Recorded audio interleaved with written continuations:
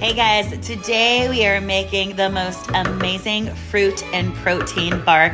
We're gonna take some strawberries, some cottage cheese, some Greek yogurt, a little honey, and then blend it up, just kind of pulse it so it's still kind of coarse and thick.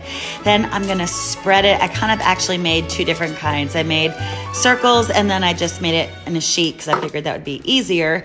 I'm gonna pop that in the freezer, and then after it's frozen, I'm gonna spread them both with chocolate. Y'all, it is the most delicious, decadent treat. So good.